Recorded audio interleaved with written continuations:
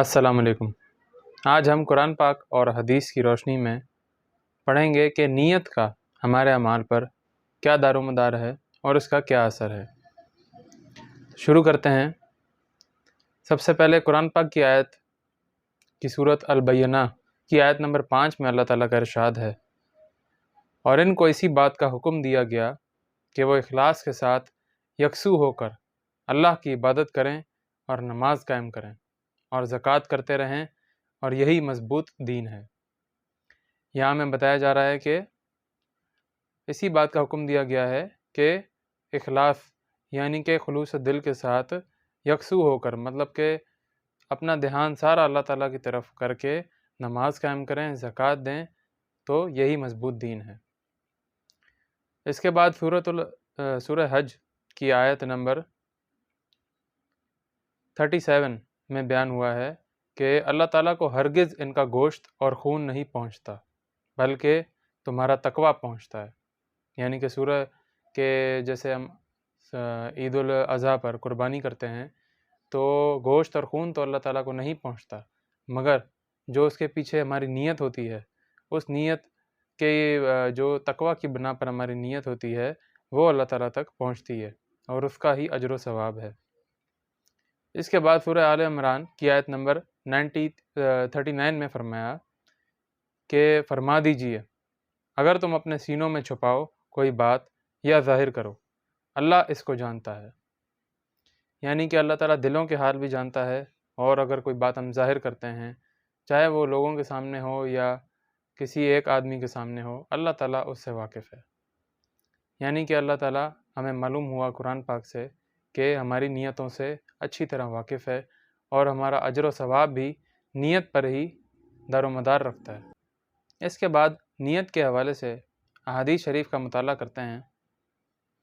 حضرت امیر المومنین عمر ابن الخطاب رضی اللہ تعالیٰ عنہ روایت کرتے ہیں کہ میں نے رسول صلی اللہ علیہ وآلہ وسلم کو فرماتے سنا کہ بے شک اعمال کا دار و مدار نیتوں پر ہے، ہر ایک کے لیے وہی ہے جو اس نے نیت کی، پس جس کی ہجرت اللہ اور اس کے رسول صلی اللہ علیہ وآلہ وسلم کے لیے ہوگی تو اس کی ہجرت اللہ اور اس کے رسول علیہ السلام کے لیے شمار ہوگی، اور جس کی ہجرت دنیا کے حاصل کرنے یا کسی عورت سے نکاح کرنے کی ہوگی تو اس کی ہجرت انہی مقاصد کے لیے شمار ہوگی۔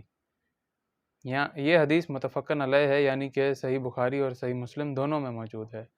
تو یہاں سے ہمیں معلوم ہوتا ہے کہ ہماری نیت پر ہی ڈیپینڈ کرے گا کہ ہم ہجرت کس لیے کر رہے ہیں، یا کوئی بھی کام ہم کس لیے کر رہے ہیں، وہ ہماری نیت پر ہی دار و مدار رکھتا ہے۔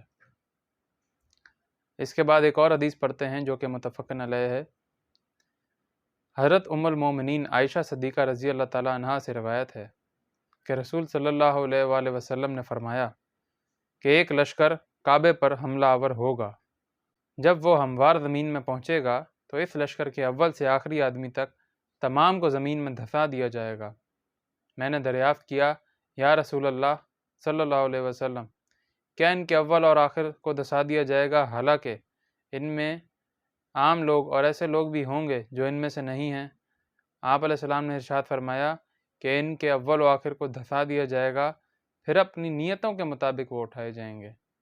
یعنی کہ یہاں فرمایا کہ دنیاوی زندگی میں تو موت ان کی ایسے ہی تھی، مگر اب آخرت جو کہ اصل زندگی ہے، وہاں پر اپنی نیتوں کے مطابق وہ اٹھائے جائیں گے، اور اسی کے مطابق وہاں پر ان کا سزا و جزا ہوگی۔ ایک اور حدیث پڑھتے ہیں صحیح مسلم کی۔ حضرت ابو ہریرہ رضی اللہ تعالیٰ عنہ سے روایت ہے کہ حضور علیہ السلام نے فرمایا، اللہ تعالیٰ تمہارے جسموں اور شکلوں کو نہیں دیکھتا بلکہ تمہارے دلوں اور اعمال کو دیکھتے ہیں اللہ تعالیٰ۔